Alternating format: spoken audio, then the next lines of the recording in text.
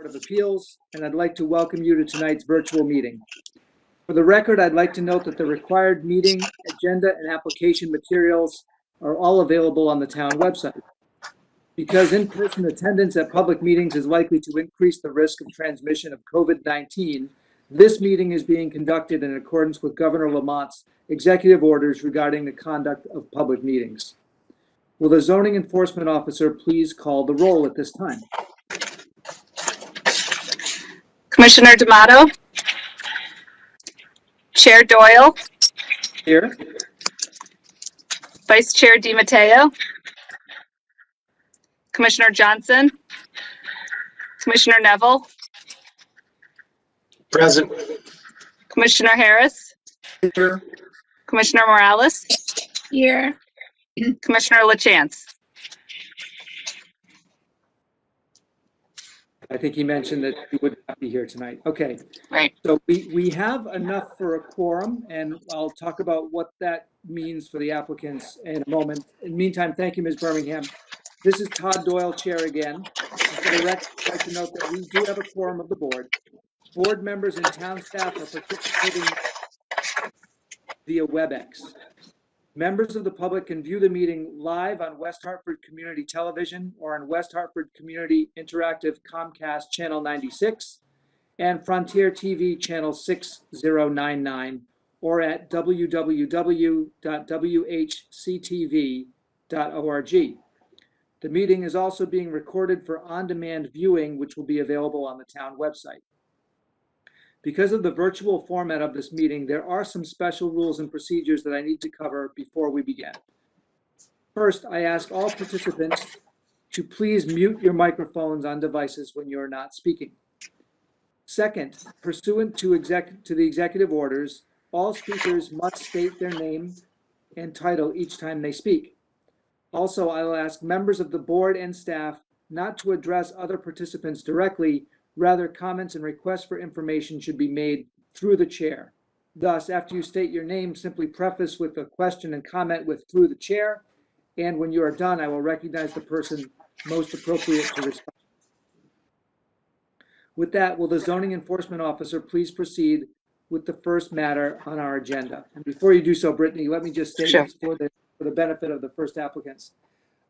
Because we have 4 members here, a passing zoning variance application needs to have 4 yes votes. We have 4 members, so we are capable of providing 4 votes. If we had a full quorum of the board, 5 members, Hello. you could have, Brittany, you're still on now. If we had 5 members of the board, which is a full quorum, 1 member could vote no and your application still could pass. So I'd like to leave this up to the applicants, the Braddocks here. We're happy to, as a 4-member board, to review your application and vote on it. Understand that you would need an anonymous approval from all 4 members for your application to be approved. Okay. If you would prefer to continue your application to next month until we had a 5-member board, you're welcome to do that, and then you could have 1 dissenting member and still pass. But it's I'm going to leave that up to you, however you would like to proceed. Okay, thank you for the explanation. We'd like to proceed. So I just spoke with Commissioner D'Amato. He is running late. He will be here in the next few minutes. We can proceed, or we can go to the. Yeah, why don't we reverse the order then, Brittany? Reverse the order. Okay. And then the Braddocks the opportunity to have 1 more vote in case. Okay. Thank you. Okay. So, Ms. Birmingham, would you care then to read the legal notice for application 3-21? The Zoning Board of Appeals will hold a virtual meeting on Wednesday, March 17th, 2021 at 6 p.m. to hear and act on the following petitions. Petition number 03-21, 130 Ridgewood Road, petition of Lawrence and Linda Chaves to renew a special exception for a customary home occupation to operate L&L Tax Services, LLC, as an accessory use to the residence for a period of 5 years per section 177-49 of the zoning ordinances and per plans on file, R10 zone. Okay. Virtual meeting. Oh, I have to go through the instructions. Virtual meeting viewing instructions. The public hearings will be conducted exclusively as virtual meetings in accordance with Executive Orders number 7B and 7I issued by Governor Ned Lamont. The public hearings will be broadcast live on television on West Hartford Community Interactive Comcast Channel 96 and Frontier TV Channel 6099 and streamed live at www.whctv.org. Audio comment. Any interested persons may participate in real time by calling 1-408-418-9388 and using the following access code 129-833-8150 at 6 p.m. Participants using caller ID blocking will not be permitted to participate. Participants will be called on in the order in which their call was received. When prompted by the chair and/or moderator, participants will have the permission to speak on matters germane to the hearing. Written comment. Any interested persons may submit a written comment via email to comment.tpz@westhartfordct.gov. Written comments will be made part of the record at the March 17th, 2021 public hearing and posted on the town's website. In order to be included as part of the record, comments must meet the following requirements. Comments must be received no later than 3:30 p.m. on March 17th, 2021. The subject of the email shall be application number and address, ZBA March 17th public hearing. The body of the email must begin with the interested person's full name and street address. Comments must be germane to the application and no longer than 500 words.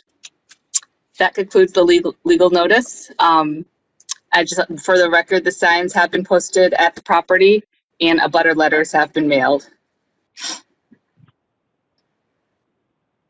Oh, I think you're on mute. There you go. So the public was provided an opportunity to provide written comments on the application via mail and email. These comments have been published on the town's website as a PDF file and are embedded on the online agenda. For the record, the zoning enforcement officer will now read the names of all those who submitted written comments. We have no submitted written comments. Okay. Yay. Okay. Members of the public are welcome to continue sending comments to comment.tpz@westhartfordct.gov, and those comments will be distributed to members of the board and also read into the record. So here's how our application will work. And Brittany, you may be shuffling papers. I'm not sure if that's you, but there's some background noise. Okay. You don't mute yourself. Okay, here's the way the application will proceed. So following the testimony of the applicant, the public who may have called into the meeting will have a chance to comment about the current application. Upon conclusion of the applicant's response to any comment, and if there are no further questions from the board, the public hearing will be closed. It is the practice of the board to render a decision on an application the same night following all items on the public meeting agenda. I'd like to conclude by thanking everyone in advance for their patience. And with that, will the applicant please proceed with their presentation? So this is again for number 3-21, 130 Ridgewood Road. Go ahead. Hi, my name is Larry Chaves. This is my wife Linda by my side here. We're the two owners / members of L&L Tax Services LLC. We operate out of our house on 130 Ridgewood Road. We do tax preparation and light bookkeeping. We have one employee during the tax season, works Monday to Friday, 9 to 4. Clients have to park in the driveway. They can't park on the street. And obviously this year with the pandemic, it's really unique because no one has stepped in the house at all and will not through the end of tax season. They drop off, they pick up, they email us stuff with attachments. They use the postal service. And my comment is, and all the rest of the work is done in the business here. Go ahead. Yeah, we do about 400 tax returns. It keeps us busy. And You know, I think I forgot to say, this is our 6th renewal. And you can see by looking at us, we probably won't be doing a 7th. All right. I think that's about it, unless you have some questions. So no, thank you for that. I do have one question. So you said you mentioned you have an employee. Does that employee park in the driveway, or does the employee do the work from home remotely? She parks in the driveway. Parks in the driveway. So there probably are occasions when you have, or back in the days of pre-COVID, when you'd have one employee in the driveway and you still have sufficient room for a client who wanted to drop things off to also park in the driveway. Is that right? Our driveway can fit a good 6 people, so we pull all the way up to the garage and we're fine.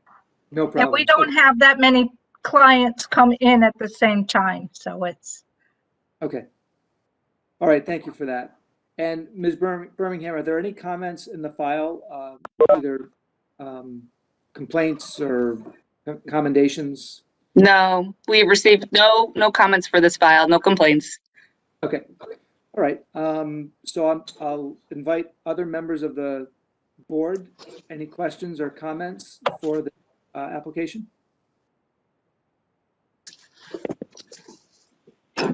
Seeing and hearing none, I thank you for your presentation.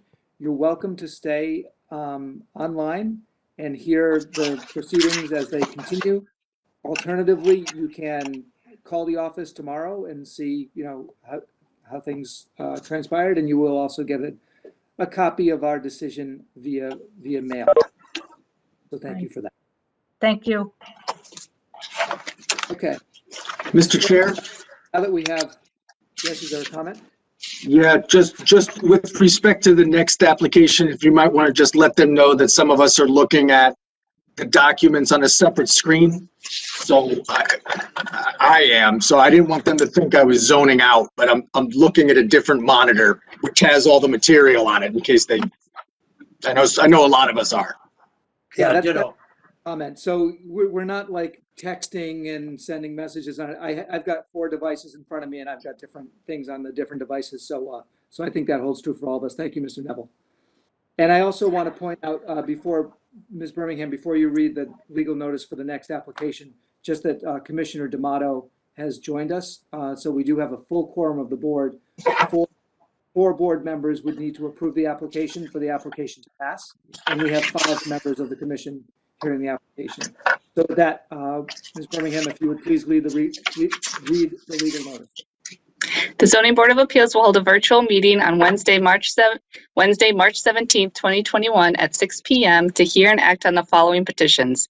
Petition number 0321-21, I'm sorry, number 02-21, 19 Meadowbrook Road, petition of Joy and Ben Braddock, requesting a variance to section 177-20E, obstructions in yards, requesting a plus or minus 16-foot variance to the 30-foot required rear yard setback for the construction of the new deck and stairs, R6 zone.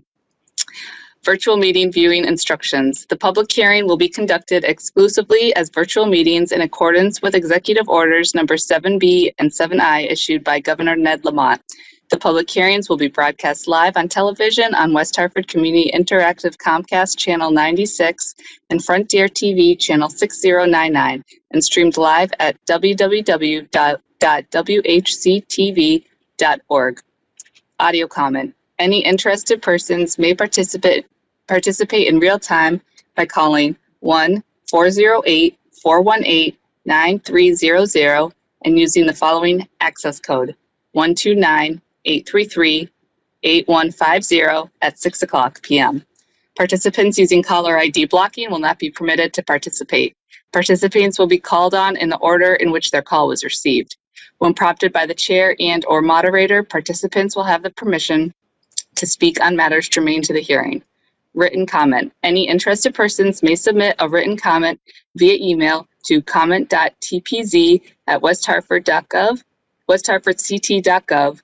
Written comments will be made part of the record at the March 17th public hearing and posted on the town's website.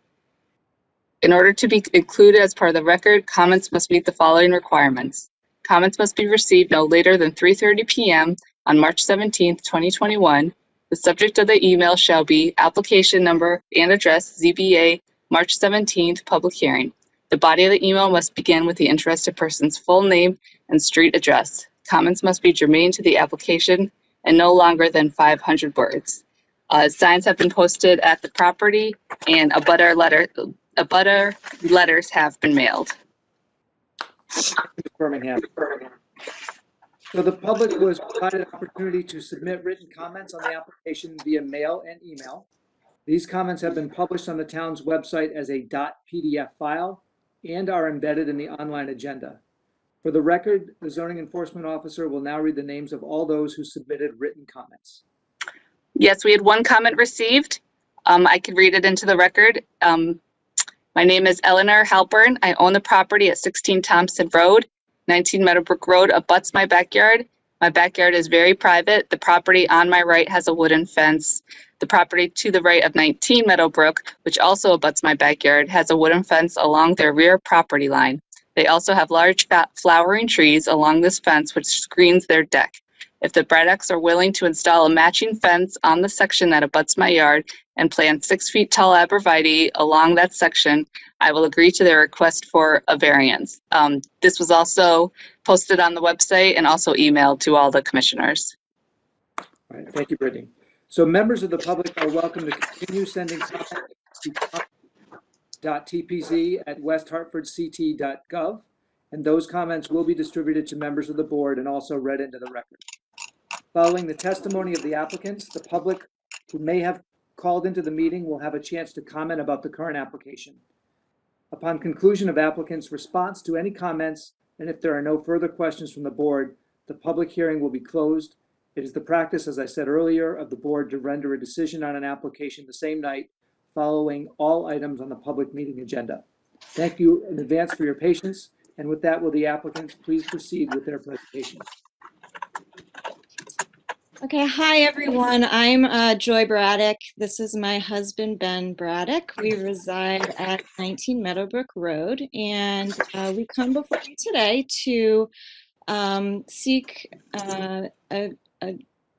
the variance being granted for the building of our deck, which is 16 by 16 feet, which requires a give or take 16-foot variance to the current 30-foot rear yard setback. And we feel there are a few hardships that would allow the variance to be granted.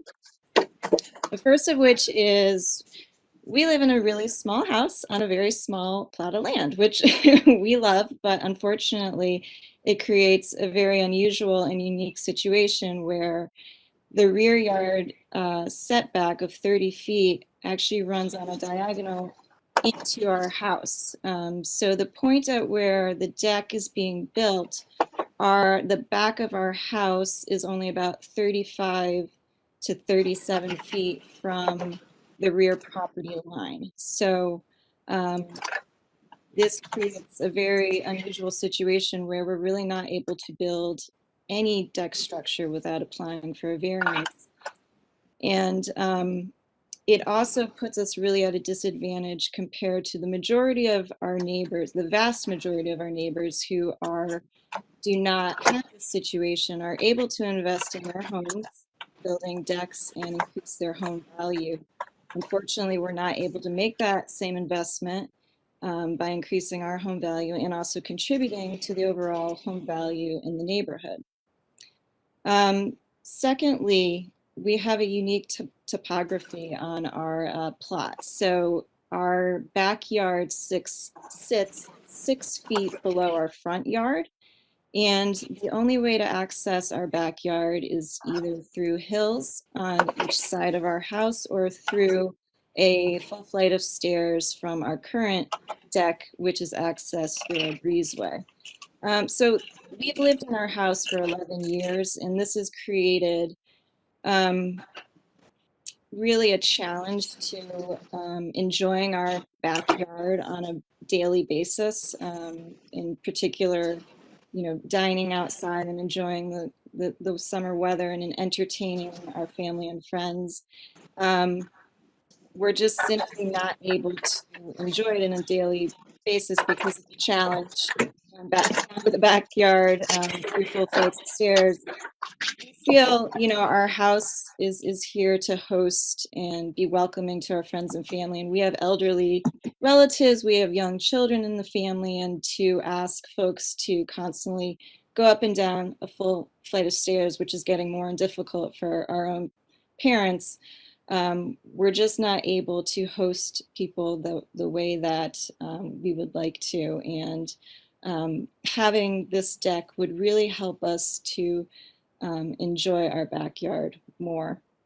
We're lucky to live in a great neighborhood here, and we spoke with 3 of our abutting neighbors, and they're all in support of us, and you'll see their letters there. We spoke with everyone because we are in a small yard. We understand that, you know, putting a new structure like a deck changes, you know, the view of our neighbors, and we want to make sure it was okay with them. We do want to address Eleanor Halpern's input. She is a neighbor on our back property line. She shares about 20% of that property line. The other neighbor has about 80%, and he is really the one who will have a full-on view of the deck.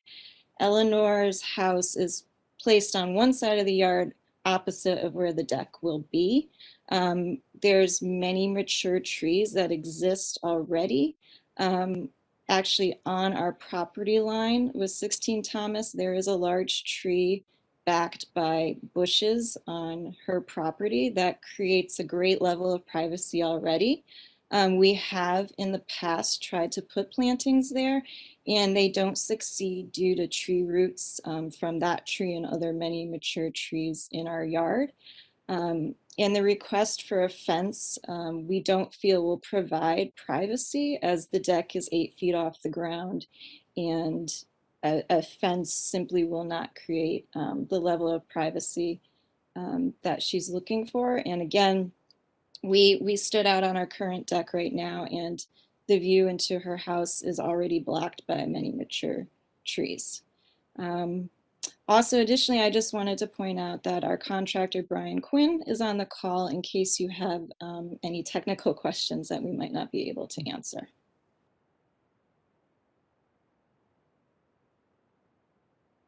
Okay, thank you.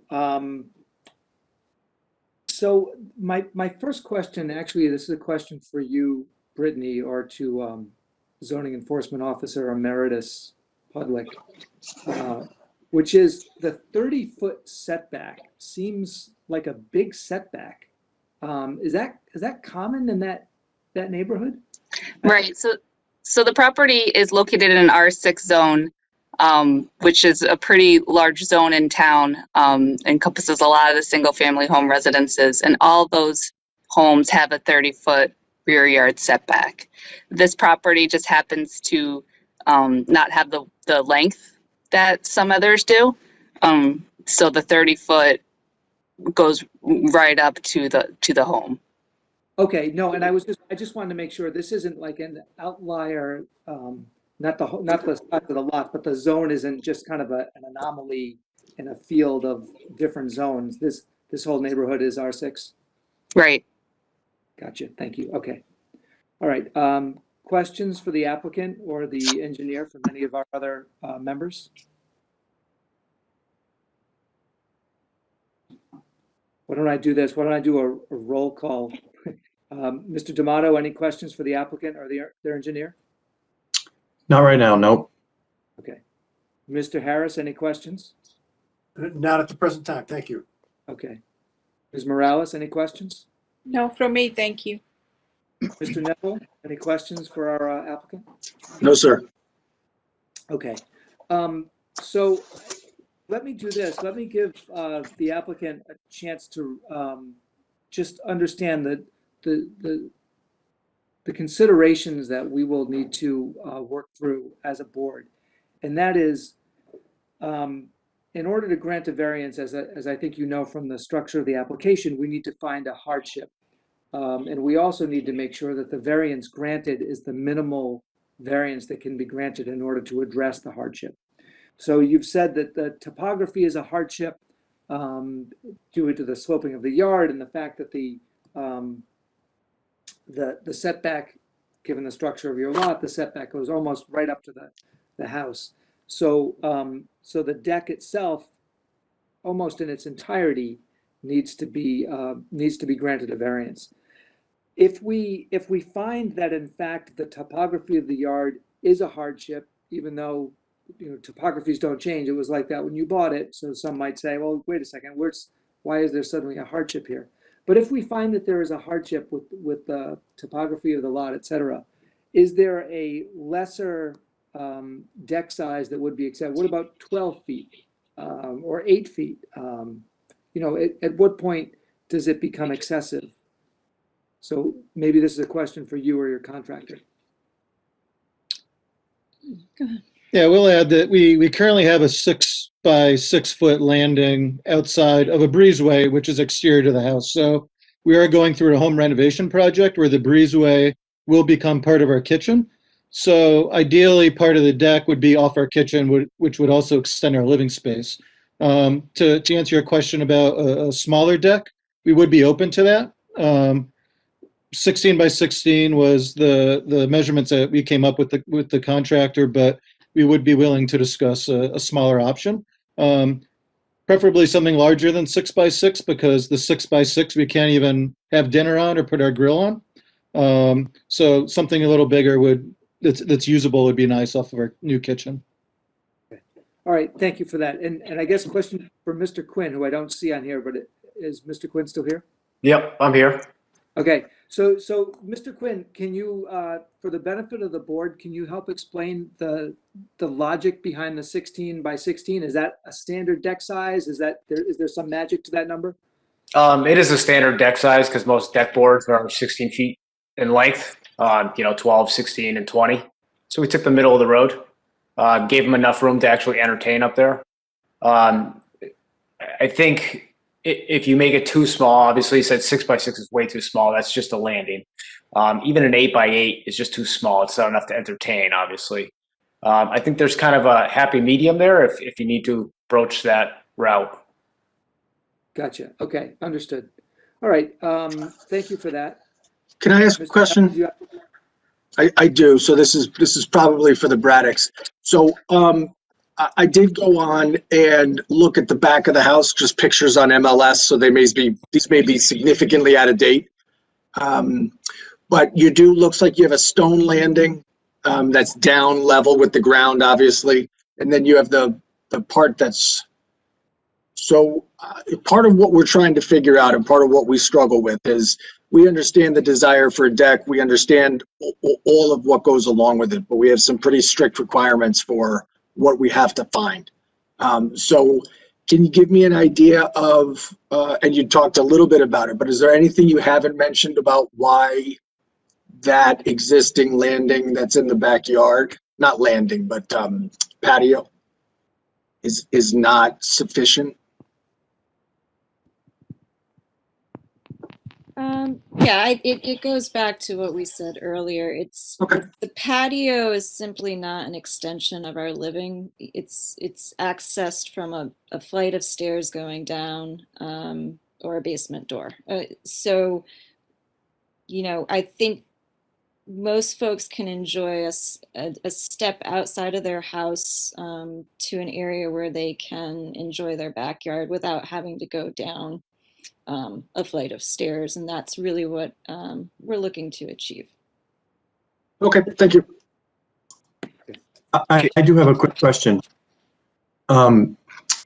Is the topography, I am also looking at the town's GIS, and it's a little bit hard to follow some of the contours. Is the topography in the area there where your yard seems to drop off pretty dramatically, do your neighbors share that topography, or is it, do all the properties fall off in the back to that same degree, or is something different there with your site that's perhaps not elsewhere?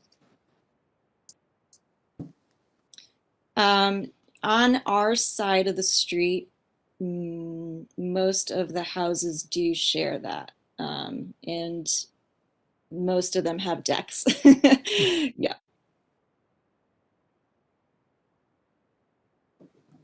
Does that answer the question or? Yep, thanks. Yeah, and I did take a ride out to the property this afternoon, and I see your neighbor to the, I guess that's the west. They have a substantial deck. It's on the side of their property. And presumably, I didn't check the record, but I don't think that would have required a variance because it's still quite a distance from the backyard of the property line, best that I can see. But there's something unique about your house, which is you've got the garage on one side. And you're not going to have a deck off the garage. And it looks like there's is there any reason you couldn't have the deck on the east side of the house? I'm sorry, on the west side of the house? The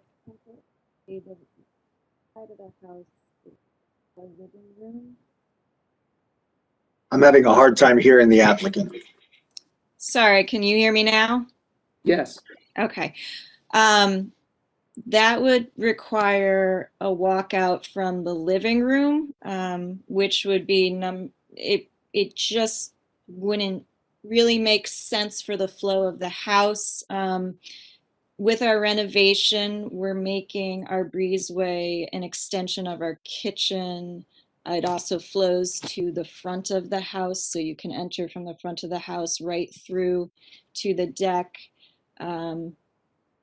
It just wouldn't make for a logical flow to leave the living room to walk out onto a deck, which would also cover the patio, which wouldn't be desirable either.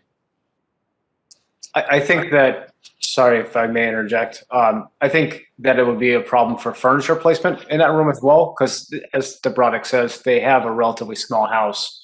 And to cut through on the side wall, I think it would be definitely an issue, because it is a small room. Mr. Right, Chairman? okay.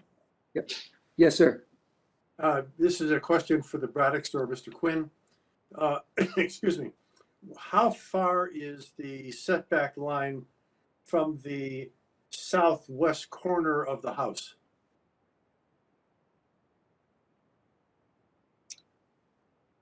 This is a question directed at the Braddocks, but from the diagram, it looks like it's 4 feet just at the corner. That triangle, the wide wedge of the triangle is 4 feet in the rear and 22 feet on the west side. This is page 2 of 12 from the supporting materials link.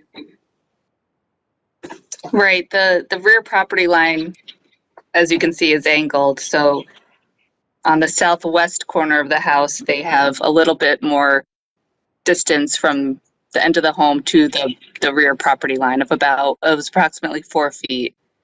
Oh, okay. So it's just about 4 feet? Yep. Okay, thank you. And Ms. Birmingham, in the R6 zone, do you happen to know what the side yard setback would be? I see they have 22 feet from the side of their house. Right, so the side yards are 4 feet for the R6 zone. Is that what you mean? That's exactly what I mean. It's a strange zone, right? 4 feet from the side and 30 feet from the rear. Yep. Gotcha. It's the densest of our single family home zones. Okay. Questions from any other members of the board? Seeing and hearing none, would the applicant or the applicant's engineer have anything else to share with us before we conclude the public portion of the hearing? I do not. Okay.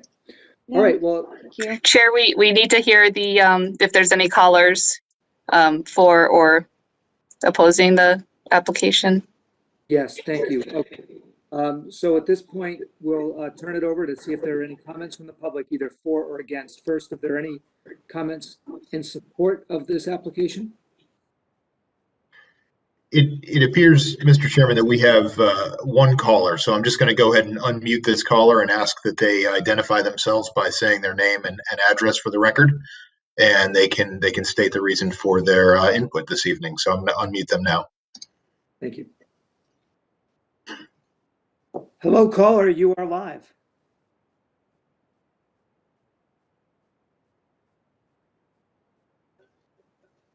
This is the opportunity for the caller to identify themselves and see if they have any words in support or in opposition to the applicant. Is this the 606 area code? Yeah, they appear to be unmuted. Yes, hello. Can I speak? Can you Yes, hear hello. me? Yes, we can hear you. All right. My name is Eleanor Halpern. I own the property at 16 Thompson Road, and I submitted the written petition comment regarding the petition. One thing that has not been brought out is the fact that the Braddock's yard and my yard are not level. The Braddock's yard is approximately, I would say, 5 feet higher than mine. When you go up to the ground level, you're probably going up a total of 15 feet, which is significant. It's not a question of putting a deck on the same level area, which would not be a concern. But if you, I think one of and view the property today, the people to their right do have a deck, and that deck is a good 15 feet higher than my yard.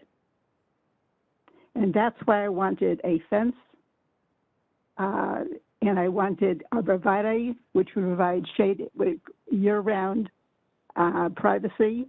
I have arborvitae on my property. It's I live on under a large tree, a maple tree, and it's no problem. I don't think that the tree, there is a large silver maple on the property adjacent to the Braddocks. That should not prevent the planting of some evergreens, arborvitae, because they're thick and they're green year-round. I feel that my yard, which is very private, the privacy will be lost by having someone having large numbers of people possibly on a deck significantly higher. I call 15 feet approximately significantly higher than my yard. And that's why I made the request for the fence and the arborvitae. And if that is not acceptable to the Braddocks, then I am opposed to their petition. Okay, so I thank you for that, Ms. Halpern, and I thank you for that additional information. Were you on the participating in the meeting when the Braddocks responded to your initial letter with the claims about additional fence, difficulty growing arborvitae, and the thinking that it wouldn't provide additional privacy in any event? I was on the phone. I was listening to them. Okay. I disagree with them. Arborvitae can reach a height of over 20 feet. Okay. And so, therefore, yeah. And they're saying that the arborvitae would not survive. I believe they planted either rhododendron or azalea along that fence. They've never planted arborvitae. And I'm very familiar with arborvitae because I have them on my property. Mr. Chairman, if I might ask a question? Yes, Mr. Harris. To the caller, how high a fence would in fact provide privacy? I understand from the Braddocks that that they feel that since they are higher than you, and since the deck would be high on the higher also, that a standard 6 or 8 feet fence would provide very little visual impact against the deck. Well, the fence alone, I agree with them, would not do it. But I thought the fence in conjunction with the arborvitae would achieve that. the arborvitae alone would not initially, would take a while for them to grow significantly to shield this fairly large deck.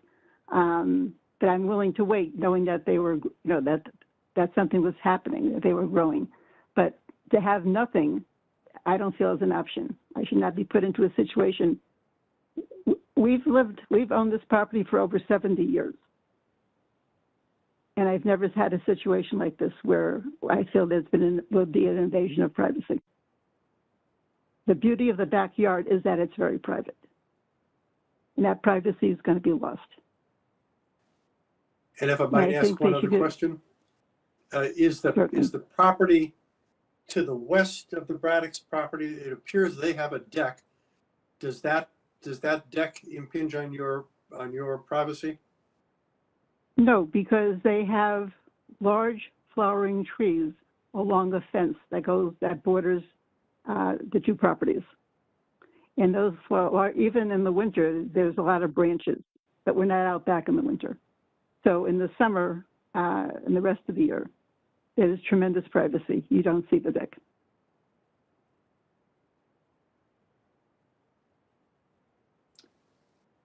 Okay, Ms. Halbin, I'd like to give the applicants an opportunity to respond to your concern. So, Mr. and Mrs. Braddock. Yeah, so I think first and foremost, we are on the same page with Eleanor in terms of creating privacy, and we definitely seek to create privacy for our own yard and preserve it for Eleanor's as well. I do believe we'd have to disagree just on the choosing of the arborvitae. We just simply have a different view on the success of those plants, as there is a large tree right on the property line. And as we stated before, it's been historically difficult for us to have any plantings work there. And with that large tree, it will be difficult to even place arborvitae around it. And that would also cause a strange disconnect through the rest of our yard as we share the majority of our property line with another neighbor. So that would require us to think about how our entire yard looks. I would just ask that the board consider that if we do need to provide some year-round screening to create privacy, which we are absolutely willing to do, that it might be that we might be able to put other privacy plantings there. A anticipate question from Mrs. Halpern. Have you in fact tried arborvitae, and do you have some objection to arborvitae, or you just don't think that they would survive if you did try them? I'm sorry, is that for us or how? That's a question for the Mr. and Mrs. Braddock, yes. So we've been in our property for 11 years. We've tried to build the most amount of privacy as possible in our backyard. It's a little difficult because we don't own any of the fencing. The houses on Thompson own the fencing, including a chain link fence. So part of the issue is when it rains, we get a lot of flood water back there too. So we might get 3 or 4 inches of standing water. So what happens is we spent about $6,000 a couple of years ago with Moscarillos to come out and plant for us plants that would survive back there to create additional privacy in front of the existing fence and the lack of fence by Eleanor's house, and everything has died. So we've tried 3 or 4 different varieties back there. To mention, there is also a large tree on Eleanor's property that arborvitae would grow into.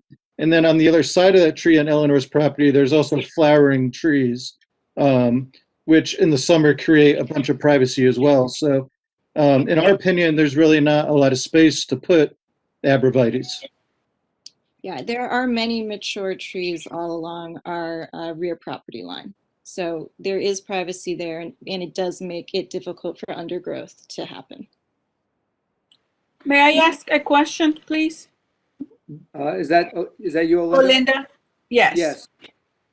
So what other privacy are you offering instead of the arborvitae tree? You just indicated that you are willing to do to take other privacy measures, but you didn't state what they were. So what are they? Yeah, I don't know that we know at this time because this just came in at the 11th hour and we don't have a plan in place currently. I believe Eleanor just sent her letter in around lunchtime today. So we haven't had a whole lot of time to consider alternatives. If I may suggest, would you be open to the possibility of, say, screening on the deck? So sort of a latticed wall on the deck. Is that a possibility? I think we'd have to consult with Brian and to make sure that's, we get a lot of weather on the back of the property. So, if it can withstand the wind and, it's secure and doesn't put anyone at risk, I think it's a possibility. Mm-hmm. Okay. So this is helping. We certainly register your concern. Our job is to preserve the intent of the zoning in the area, and so that's definitely part of what we're considering. And so we will keep that in mind. If there are other comments that you have, this would be a good time for you to share them. Along the rear of my property, I have rows of Sharon, large rows of Sharon bushes. There is a flowering crabapple tree in the corner behind the Braddock's house. But that's when they said they planted other bushes along their fence and they did not survive. The crucial thing to maintain new plantings is water. And regardless of the roots that are in the area, if one waters on a regular basis, plants will survive. I have arborvitae under maple trees. We water, they survive. They survived when they were young and they're surviving now. I water when we go through a period of a drought or low rainfall. So water is critical. It's not the roots, it's the water that the plants need that will make a difference between survival and not survival. So I don't think from a gardening point of view, horticultural point of view, you cannot dismiss arborvitae out of hand just because some other plantings did not survive. I don't know why they didn't survive. And I don't understand why they have standing water. There was a brook between the two properties for many years, and back in the 50s, there were two hurricanes in fairly close succession, and the brook was put underground. That's why there's a deep dip in the property between the Braddocks from the Meadowbrook side and the Thompson Road side. There is a grate over the conduit, the cement conduit the brook is now in, that takes any water that rolls down the hill. So I don't really understand why they have any water issues at all on their property. Gravity would bring that water downhill and it would go into the grate that is on my property.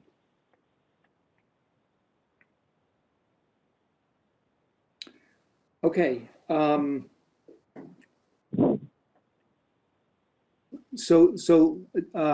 like to give the Braddocks one more opportunity to respond to that. But before I do, just a question for Mr. Quinn. Mr. Quinn, would you have any issue architecturally or otherwise with sort of a lattice screening on the side of the deck?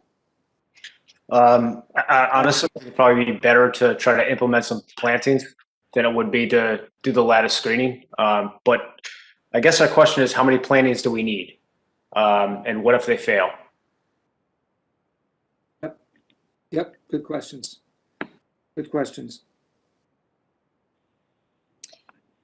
Well, my arborvitae, there are different species of arborvitae, and the spacing would depend on the species chosen. That's number one. So I can't arbitrarily say it should be 3 feet or 4 feet or whatever. Dark American arborvitae are much wider than some of the more compact forms. I like the idea of a lattice on the deck. That would certainly provide visual privacy immediately. And I think that's a very good idea. but not at necessarily at the exclusion of having some plantings that I previously indicated they are providing. Okay. All right. Thank you for your comments, Mrs. Halpern. I appreciate your dialing in and sharing those with us. I know it's not easy to do. Any other comments from the Braddocks in response? Just want to reiterate one point in reference to this, that where we are building the deck is not in direct view of the shared property line with 16 Thomas. So we don't feel there is a strong threat to privacy. Of course, that is our opinion, and Eleanor's differs, but we stood on our deck today, and you look off diagonally towards her house. There's a mature evergreen tree that is very tall and does block the direct view from the deck to her house and vice versa. So just want to reiterate that we're not building a deck in direct view of our shared property line. Excuse me, I want to respond to that. Yes, of course, Mrs. Halpern. Yeah, I totally disagree with that statement. I have a perfect view of the backyard, the entire rear backyard of that house. Yeah, and it may just be, it's one of those things where you don't realize what one person sees from one side and what one person sees from the other. But your point is taken. I thank you for that. I just have one more comment, and we'll be done with this. But if the answer is to plant the arborvitae, we will do so, and we'll do our best to maintain them. We are not professional gardeners by any stretch of the imagination. We have had good luck planting in other parts of our house. We do have very wet soil here. But you know, if the answer for privacy is the arborvitaes, we're more than happy to do it to make everybody happy, and we'll do our best to maintain them and create the boundary that Eleanor is requesting. Okay, thank you. You're welcome. Be willing also to erect the fence to be equal in height to the one that's adjacent to you. I believe the question to you, Mr. Braddock, is with whether you would also be willing to erect a fence equal to the height of the adjacent property. I think that's something we would have to discuss. Eleanor's neighbor has a chain link fence that covers the other 80% of our back property line. So we'd run into a situation of having two different fences. While we don't like the appearance of the chain link fence, we also can't take it out to have one consistent fence running the entirety of our backyard. We bluntly can't really afford to do that. So it creates some other issues. Okay. Yeah. So this will all factor into our deliberation. Before we close the public portion of the hearing, I just want to give the other commissioners an opportunity to have any other questions or air any other concerns. Okay, hearing none, if there's no further word from the applicant, and I don't believe, Brian, I don't believe there's anyone else on the line for comments for or against. That's correct. Yeah, I don't see anybody on. Okay. Okay, with that, this will close this portion of the meeting. We will now thank you for your application, for your presentation, and we will now proceed to deliberations. I'd like to deliberate first on the L&L Tax Services application. So may I get a motion to approve the application for L&L Tax Services? So moved. Second. Can you say who moved, who did the Mr. motion and Harris second? moved. Yes, Mr. Harris moved and Commissioner Neville seconded. Any discussion? Mr. Neville? No, I was just raising my hand for Brittany. Okay, to me, this one's easy. This is their sixth renewal. It's kind of a standard home occupation type business. I have no issue with this. I'll remind the applicant that the deadline for filing returns was just extended today. I don't know if you heard that already. They extended it by another month. Oh, break that from the record, Ms. Birmingham. Okay, no. So if anyone has any comments other than that, I think raise them now. Okay. I just We're ready mentioned to that vote. that Oh, yeah. I'm going to abstain because I came in at the tail end. Okay. All right. So sensing that we're ready to vote, Ms. Birmingham, would you please do a roll call vote of the 4 commissioners voting on this motion? Commissioner D'Amato, Abstain. Abstain. Chair Doyle, Yes. Commissioner Neville, Yes. Commissioner Harris, Yes. Commissioner Morales. Yes. Okay, so the motion carries 4-0. Thank you. Good luck with the 2020 tax year. Okay, can I get a motion to approve the first application, which is 2-21?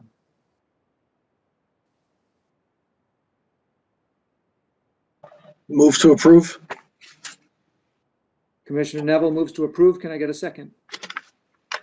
Second. Commissioner Harris is the second. Thank you. This is a tough one. This is a tough one for 2 reasons. One is I feel for the applicants. They have a 30-foot setback and they're at it. They really can't, there's nowhere else for them to go. On the other hand, I don't see the hardship. So even before we enter into discussions of arborvitaes and screenings, as you said during the hearing, Commissioner Neville, it'd be great to have a deck. We get it, we do. It's just, we also have to abide by the regulations, and I'm not sure that a steep descent is grounds for a variance. So I'm open to being convinced otherwise. I do feel, again, for the kind of the nature, the awkward positioning of the lot and the positioning of the setback. It's funny, Brittany, you said it's one of the more denser zones, and yet it's dense on the side, but it's really deep in the back. I don't even think I have a 30-yard setback on my house. Right. I should also add for this property, so it is legal non-conforming, the length of it. I believe the survey was from 1941, and at the time it was okay. But in current zoning standards, the lot would have to be longer. Right. Okay. All right. Which is helpful to know. So I have difficulty with this one, but again, I'm open to discussion from others who may have a different view. Yeah, Todd, I share your concern. This has been a sort of an ongoing concern of mine since I've joined, that what constitutes a hardship when you buy a property and the topography was there, the location of the property was of the house on the property, the zoning, all of those things were in effect at the time that they purchased the property. I can fully understand the desire to put a deck on. Let me address this if I can to Brian and Brittany. What is there any flexibility, given the concerns that I've expressed about all of these supposed hardships being readily apparent at the time the property was purchased? So I'm sorry, what's your question? Well, am I somehow not understanding the definition of a hardship? To me, a hardship is something that is created after you've moved in, not something that you knew about when you moved in, or something. Right. Please. Well, I would just say hardship is something unique about the land, right? So someone bought a home not really contemplating what they would want in the future. If something about the land specifically, not personal, not financial, it was about the land, that did not allow them reasonable use of the land, that that's the definition of a legal hardship. Now the question is, what's reasonable use? You know, what constitutes reasonable use? And I think that's where the deck conversation kind of has been going. If it helps, John, historically, there were times where people ended up with marshland or, you know, incredibly rocky portions of their property, or they were on a corner lot that ended up with multiple multiple building lines. And so there was a reason why they couldn't put the deck in a particular place. But what you're talking about struggling, I think, is what everybody's been struggling with for at least the 10 years that I've been on. I don't think there's a concrete definition for it. So I think you're spot on. If I could just jump in here, Mr. Chairman, if you don't mind. I think just to sort of echo Brittany's comments regarding the whole concept of a hardship. When you start talking about the shape of the property, the topography of the property, the position of the home on the lot, these are all things that are traditionally considered hardships. Regardless of when one finds out that that's a hardship, right? When you purchase a house, you don't necessarily contemplate on a 5 or a 10 or a 20-year basis what you could potentially do with the property when you purchase it. And I think the intent of the statute, because variance is run with the land, right? This is not something that is going to benefit you and not benefit a future homeowner. Because variance is run with the land, the rationale is that the reason for the variance should not be something that's specific to you and your family. But when you look at a property that is, it's substandard in depth, it has some strange topography characteristics, maybe in another case, you've got wetlands or you've got floodplain. These are all things that you could potentially know about when you purchase the house, but you don't know that down the road, maybe you want to expand in this direction or that direction. And so I think, traditionally, again, these physical characteristics, these are things that are typically considered hardship or at least grounds for hardship. Now, whether the board believes that there's enough of that in this particular instance to grant the variance is that's another matter, and that's for you folks to decide. But I think it's looking at those specific physical characteristics of the lot that are going to get you to a point of saying, okay, this is a reasonable request or not a reasonable request. Thank you for that, Brian. Yeah, I think that's a fair summary, Brian. And the way I see it is kind of it's an amalgam of these different factors, right? Maybe the slope is a hardship. Maybe it justifies a 3-foot variance, right? But we're really starting from zero, and the whole deck is variance, with some minor exception. Is that justified? I see it as all part of the soup. I have a couple of thoughts. Mr. Harris. Yeah. So some of the things that I'm kind of thinking about in looking at the address on the town's GIS, this appears to be the smallest lot on the street. The front yard is at the setback line. The rear of the house is at the setback line, so they can do pretty much nothing without a variance. And I don't necessarily believe that the 16 by 16 makes sense. I think that there's a smaller number that in my mind allows for a reasonable use of the property as one would expect when they buy a home, without being so restrictive that it is, as they mentioned, not worth it. I don't think that this request is personal, financial, or self-created, which is to Brian's point.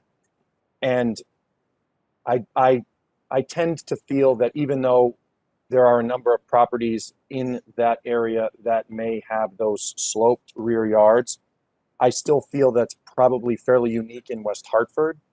Generally speaking, these lots are usually square, and at least from what I've seen.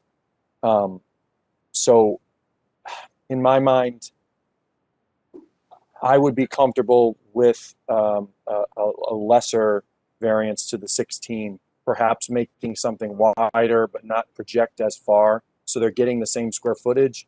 But it's hard for me when I look at a plan and they can't do anything off the front or anything off the back without something from us. So that's kind of where I'm sitting. Mr. Chairman, if I could ask Brian or Brittany another question. If we grant this variance, would the homeowner be able to use that variance to expand the house? I mean, literally build the house out to the extent of the deck?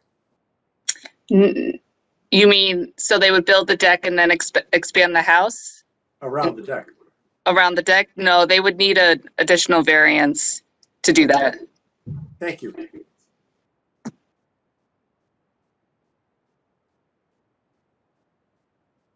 Commissioner Morales, any thoughts from you?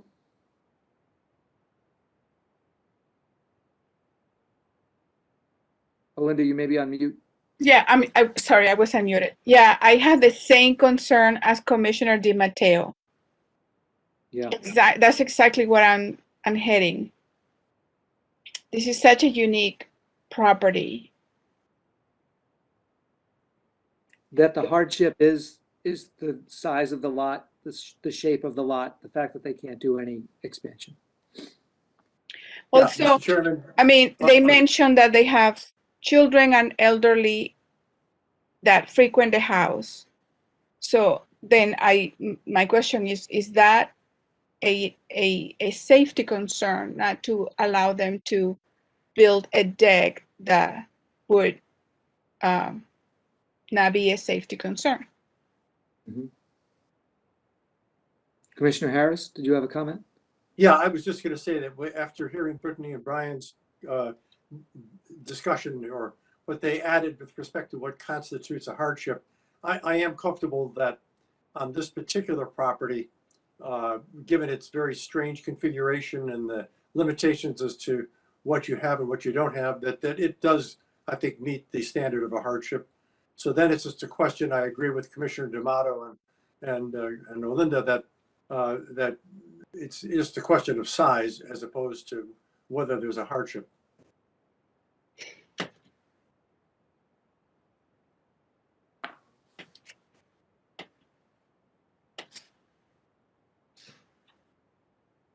So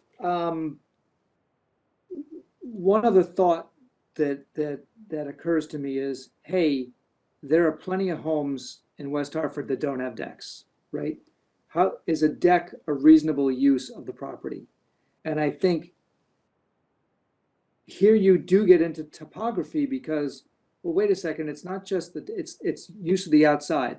So Commissioner Neville, you mentioned, well, hey, there's a patio, and there is a patio. You could just use the patio. Does that suffice, or is it more reasonable to expect that somebody can go out their kitchen with a tray full of mint juleps without going down 19 steps? Okay, that's a consideration too. Thoughts on that either way, Commissioner Neville? Well, my problem is that, candidly, I know that we've told other people that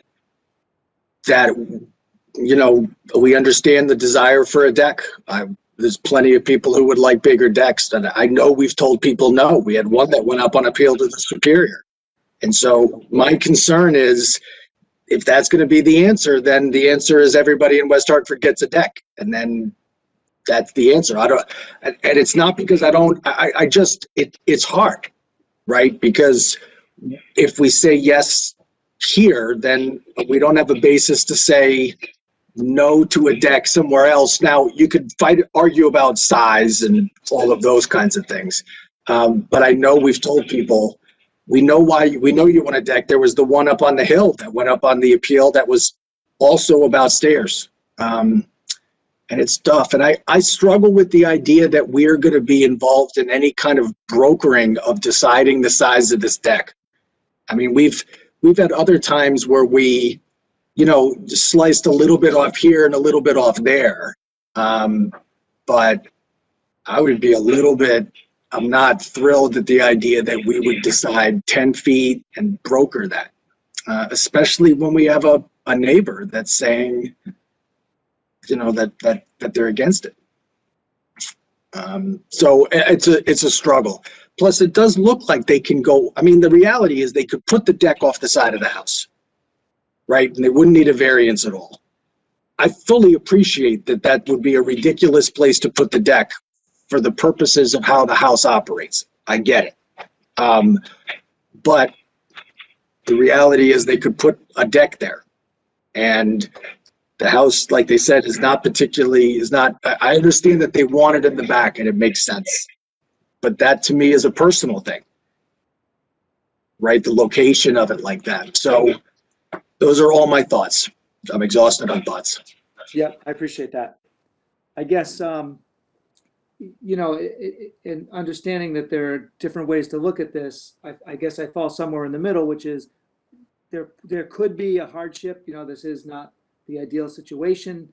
On the other hand, each of the 16 feet is a variance. And, is it the kind of hardship that merits, a whole scale evaluation of the ordinance to put in the deck? And that's tougher for me. That's tougher for me. If it was 16 feet, and 4 of it was variance, maybe we can get there, but it's the whole thing. It's the whole enchilada. Okay. Any other comments from other commissioners? The only other thing that I would say that I didn't mention before that's kind of got me to where I am is I did some quick math, which is probably wrong because math's not my thing. But in looking at the setbacks with the front side, the property is roughly 0.15 acres, and the front and yard setbacks, the math works out to roughly 70% of the lot is being regulated just by front and rear yard. When you add the side yard setbacks, I feel like it's the job of the zoning regulations to at least you should have more than 30% of your yard as usable, to situate a structure in. And the real answer for me is that P&Z needs to fix the regs. I think the regs do a bad job at allowing for homeowners to make use of the property, which is why we see these things. But I just fundamentally feel, as someone who writes zoning regulations, that the regs ought to allow for more than 30% of someone's piece of property to be buildable. And when you have 70% of your property encumbered by setbacks, I personally think that creates a hardship.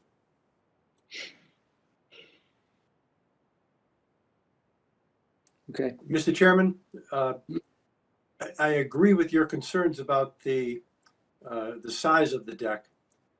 The motion that has been made and seconded is just to approve the application. Is that motion even, assuming that the commissioners wish to do something smaller in scale, would that, it seems to me that motion would not permit that. It's either a yes or no on that size. Yeah, I think that's right, Commissioner Harris. I guess what I'm saying is it's not the size of the deck as much as it's the full extent of the deck. So whether it was a 12-foot deck that we permitted or an 8-foot deck, which I'm sure they wouldn't like, but 8-foot deck, it's all 8 feet that require a variance. There's nothing. And maybe this goes to Commissioner D'Amato's point. Yeah, that's the point. They got nothing because that's the hardship. But I feel like if we give them a deck of any reasonable size, every square inch of that deck, with maybe something off the side, requires a variance, and that's what I'm struggling with.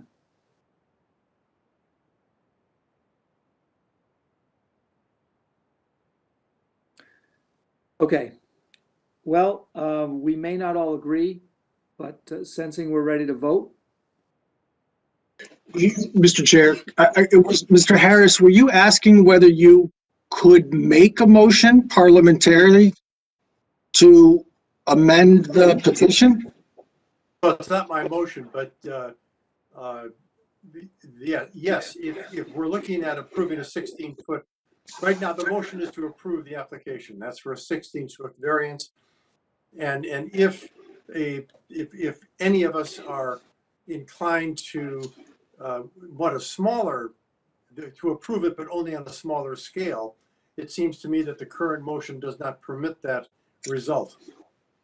Right, but I think what I'm asking is, I just wanted to know whether or not Brian or Brittany wants to because there is a process. We have amended applications or done a motion to amend. So if that was something you were interested in, I didn't want you to think you were barred from doing it. I think it still has to carry.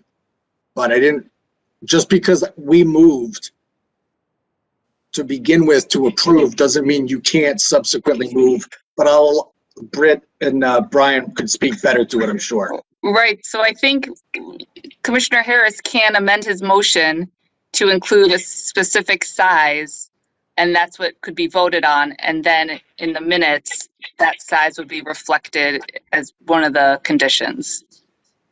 Right. And I think it's Commissioner Neville's. I'm sorry, motion, so.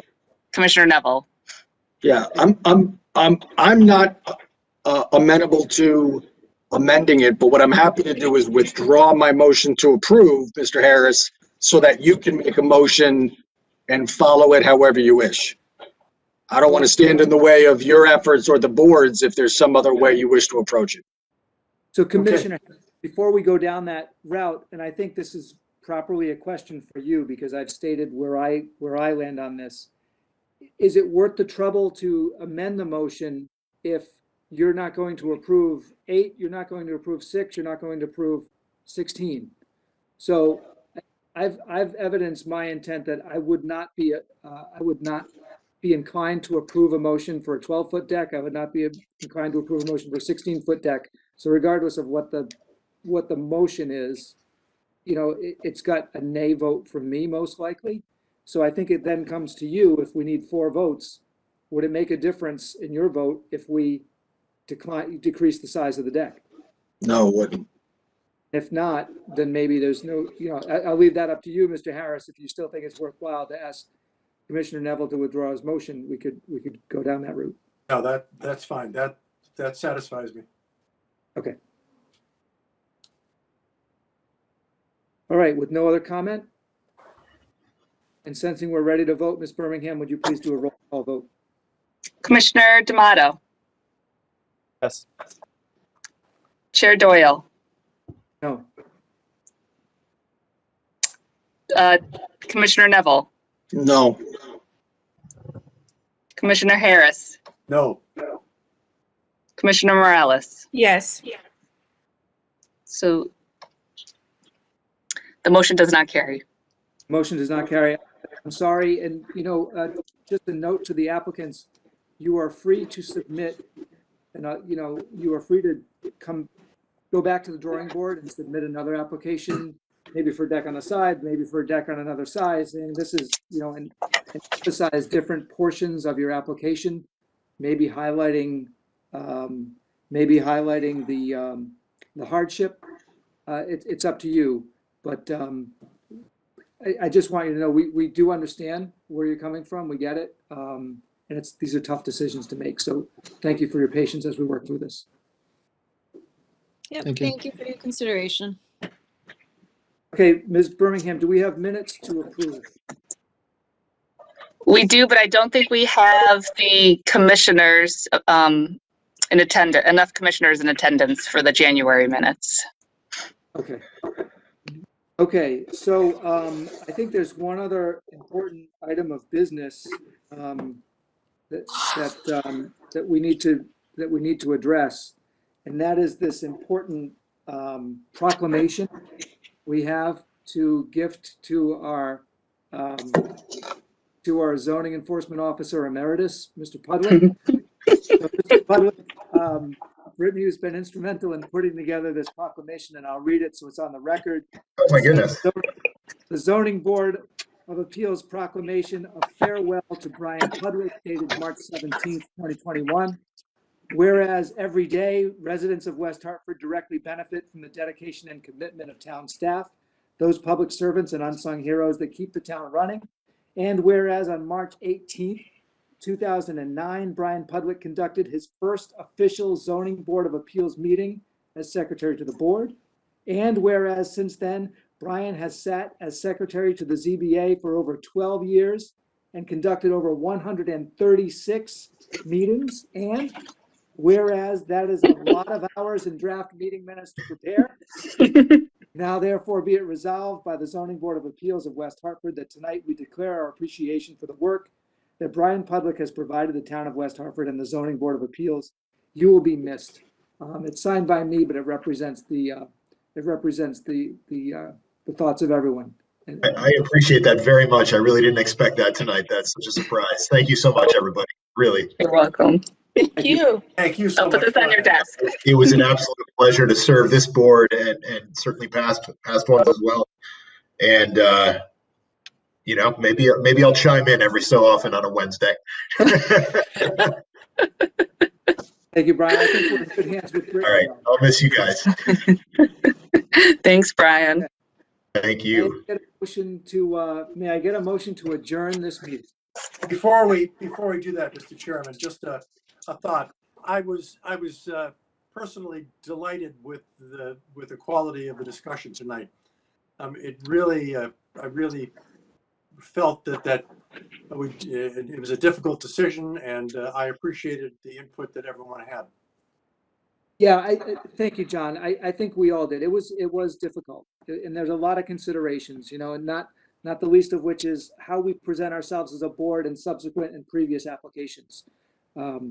So yeah, that's the hardest part of what we do when you have, you know, applicants who are genuine and sincere and in a bind, and they come to us as the only solution that they can see, and it's hard to draw that line. And there is no right answer. It's all gray.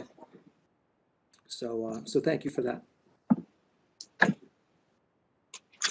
Can I just raise the thought along the lines of what Mike was saying, which is that, you know, we've bumped up against these things before, and we had one a couple of years ago over by what was that restaurant or the liquor store that needed some? It was too close to the park. It was over by Gold Rock. Oh, is that Harvest? Harvest. And so my recollection was we as a board said, listen, there's nothing we can do. Go, sort of, we denied them. But we did send a letter to the town saying, hey, you know, you should think about this. So I don't know that now is the time, but Mike, you know, you know these things a lot better, and I don't want to put Brittany in an awkward spot of having to kind of advocate for something. I don't know if that would put you in an awkward spot or not, but Mike's in a good spot since he's on the board. So maybe we start thinking about whether we want to cull together a couple of those kinds of things, because your point's about 30%, I thought was brilliant. I mean, to me, that is. So, you know, maybe we start thinking about those things more globally to at least percolate up to, I don't even know who, 2P&Z or the board. I mean, but I think that's a great idea, Mike. So it's not for tonight, but longer term, we should think about culling together those things. And on that note, I move to dismiss. So, concern. Sorry. Can we get a second for Mr. Neville's motion? Second. Second from Mr. Harris and from Ms. Morales. Okay, let me do one last roll call. Commissioner D'Amato. Yes. Chair Doyle. Yes, indeed. Commissioner Neville. Yes. Commissioner Harris. Yes. Commissioner Morales. Yes. The motion passes. And unanimously at that. Thank you, Brittany. Thank you, Brian. Good night, everybody. Thanks so much. Good job, Brian, and congratulations, Brittany. Woo! Todd? Hey, Todd Doyle? I'm excited. Todd? Todd is Calling me? no. Todd, I don't have your email. And Brittany, could you send me Todd's email address? I've got a couple of things I wanted to run by you. Sure. All right. Thank you very much. Brilliant. Thanks, guys. See you next month. Thanks again.